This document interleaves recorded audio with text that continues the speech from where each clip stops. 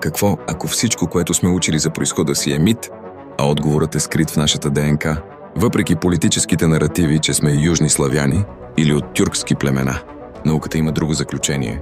Независими генетични изследвания, публикувани от Гарет Хелентал в Science и от Сенека Раченак V+1, които са потвърдени и от водещи български учени като професор Иво Кременски, доказват, че сме автохтонно население.